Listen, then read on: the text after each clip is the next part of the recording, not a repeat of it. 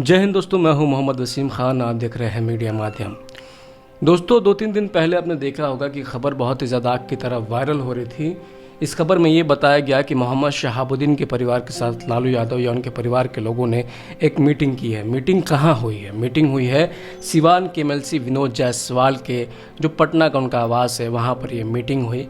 हालांकि ये खबर निकली कि 2 बार ये मीटिंग हो चुकी है। पहले शायद 3-4 तारीख के आसपास मीटिंग हुई थी, उसके बाद फिर 2 दिन पहले ये मीटिंग हुई। इस खबर में एक कयास लगाया जा रहा है कि हिना शहाब शायद फिर से आरजेडी पार्टी के साथ जा सकती हैं, यानी आरजेडी का दामन फिर से थाम सकती हैं। आज हम इसी विषय पर चर्चा करेंगे कि क्या हिना शहाब आरजेडी का दामन थाम सकती हैं, क्या हिना शहाब को आरजेडी के साथ जाना चाहिए, आरजेडी को क्या फ़ायदा और नुकसान हुआ है हिना शहाब के पार्टी को छोड़ के जाने से। इन तमाम विषयों पर हम चर्चा करेंगे।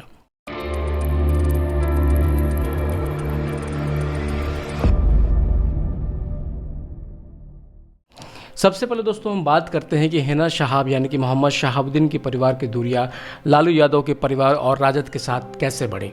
आपको याद होगा जब मोहम्मद शहाबुद्दीन की वफ़ात हुई थी, उनका इंतकाल हुआ था, उसके बाद किस तरीके से उनके जो साहबजादे ओसामा शहाब वो दिल्ली में अकेले पड़े थे। बहुत से लोग उस वक्त ये आवाज़ उठा रहे थे कि लालू यादव के परिवार के लोगों को दिल्ली में ओसामा शहाब का साथ देना चाहिए, लेकिन वैसा समर्थन, वैसा साथ ओसामा शहाब को नहीं मिला।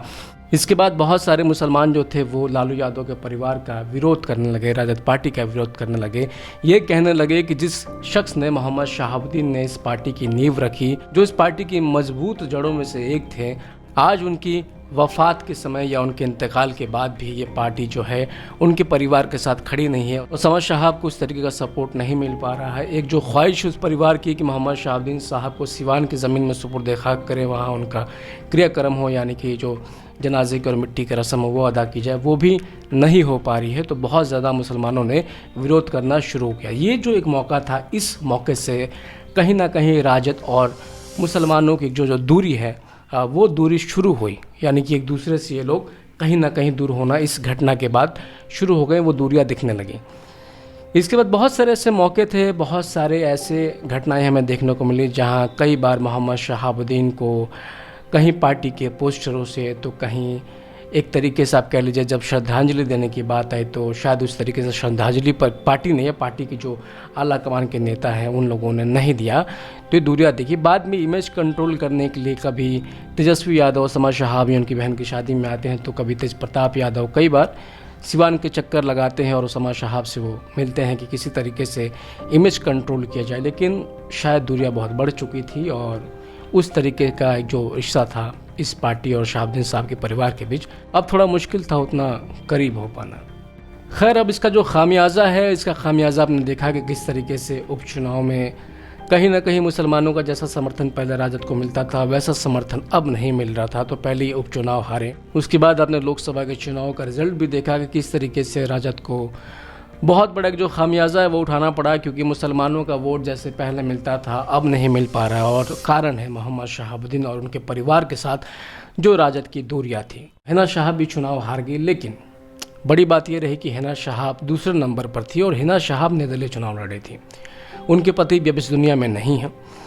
राजद के जो कैंडिडेट थे औद बिहारी चौधरी जी, जो कि सिवान सदर के विधायक भी हैं और बहुत ही कद्दावर नेता हैं, और बिहार की राजनीति में औद बिहारी चौधरी क्या हैं ये सबको पता है कि बहुत एक सीनियर लीडर है। वो राजद से उम्मीदवार थे और वो तीसरे स्थान पर थे। इस रिजल्ट के बाद भले ही हिना शहाब चुनाव हार गई हों, लेकिन एक बात तय हो गई कि हिना शहाब अभी किंग मेकर की भूमिका में है। किंग और किंग मेकर का जो एक चलन है राजनीति में जिस शब्द का, इसका अर्थ ये होता है कि किंग वो होता है जिसमें इतनी ताकत होती है कि वो अपने चुनाव को अपने बल पे जीत ले। लेकिन किंग मेकर वो होता है जो भले ही चुनाव जीत तो ना पाए, खुद का चुनाव ना जीत पाए, लेकिन दूसरों को चुनाव जिताने की कुव्वत रखता है, ताकत रखता है। अभी हिना शहाब जो है वो किंग मेकर की भूमिका में है, क्योंकि हिना शहाब के साथ बिहार के करोड़ों मुसलमानों का एक तरीके से आप कह लीजिए कि उनको एक तरफा समर्थन है, और उनका कोई भी स्टेटमेंट, कोई भी बयान आरजेडी को उसका नुकसान ज़रूर पहुंचाएगा। तो अगर हिना शहाब राजद में जाती हैं तो जाहिर सी बात है उनके साथ उनके जो समर्थक है वो भी राजद में फिर से वापसी कर लेंगे, जिससे इनको जो नुकसान हो रहा है, जो मुसलमानों का वोट नहीं मिल रहा है, वो फिर से मिलना शुरू हो जाएगा। या हिना शहाब किसी भी पार्टी में अगर जाती हैं तो जाहिर सी बात है कि किंग मेकर की भूमिका में रहेंगी। भले ही सिवान का वो चुनाव नहीं जीत पा रही हैं, लेकिन अभी भी बहुत से इलाके हैं बिहार में जहाँ एक तरीके से कह लीजिए मोहम्मद शहाबुद्दीन की अभी भी तूती बोलती है, अभी भी उनका बहुत वर्चस्व है और वही वर्चस्व उनके परिवार का भी है। तो नुकसान या फ़ायदा ये बहुत ज़्यादा पहुंचा सकती हैं। लेकिन अब अहम बात यह है, अगर यहाँ पे मोहम्मद शहाबुद्दीन का परिवार थोड़ा दिमाग नहीं लगाएगा या दिमाग से नहीं चलेगा तो फिर से इनको उसी तरीके का नुकसान उठाने को मिलेगा जो बीते कुछ वर्षों में मोहम्मद शहाबुद्दीन उनके वफ़ात के बाद, उनके मौत के बाद जो देखने को मिला। इसलिए मेरी तो ये कोशिश होगी या गुजारिश होगी या उनके समर्थकों से भी कि हिना शहाब को कम से कम अब, क्योंकि हिना शहाब अभी ऐसी पोजीशन में है जहाँ पे वो ये मांग रख सकती हैं कि उनको राज्यसभा भेजा जाए। और साथ ही साथ उसामा शहाब के लिए भी लोग मांग कर रहे हैं कि या तो चुनाव में विधानसभा के चुनाव में उसामा शहाब जो हैं वो कैंडिडेट हो सकते हैं विधायक के लिए किसी एक विधानसभा क्षेत्र से, खासतौर से रघुनाथपुर से आवाज़ उठ रही है उसामा शहाब जो हैं वो वहाँ से शायद विधानसभा का चुनाव लड़ेंगे 2025 में। लेकिन बहुत से लोग कह रहे हैं कि MLC पद की दावेदारी उसामा शहाब को भरनी चाहिए, यानी दो मांग करनी चाहिए कि राज्यसभा भेजने के लिए हिना शहाब को और दूसरी उसामा शहाब को MLC का जो पद है वो देने की।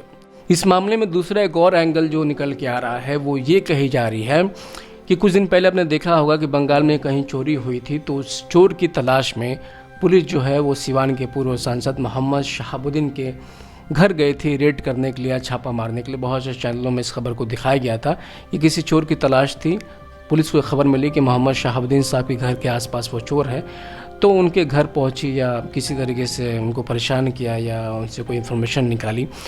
तो कुछ लोग ये भी कह रहे थे कि ऐसा तो नहीं है कि मोहम्मद शहाबुद्दीन साहब के परिवार को राजनीतिक रूप से परेशान किया जा रहा है, उनको तंग किया जा रहा है, प्रताड़ित किया जा रहा है, कि किसी तरीके से उनको अपनी तरफ हम जो है इस तरीके से परेशान करके छोटी मोटी चीज़ों में उलझा के अपनी पार्टी में या अपनी तरफ हम शामिल कर लिए। ये भी एक एंगल है, हालांकि मैं इसकी पुष्टि नहीं करता हूँ।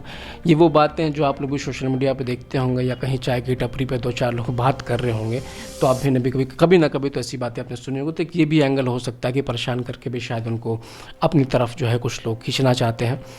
खैर जो भी है, मेरे ख्याल से एक बेहतर न्यूज़ है, क्योंकि हिना शहाब को भी आई थिंक पार्टी की अभी ज़रूरत है, राजद की ज़रूरत है, लालू जी के कहीं ना कहीं सपोर्ट की ज़रूरत होगी, क्योंकि लालू जी को आज भी शहाबुद्दीन साहब का जो परिवार है वो अपने गार्जियन की तरह देखता है, अपने अभिभावक की तरह देखता है।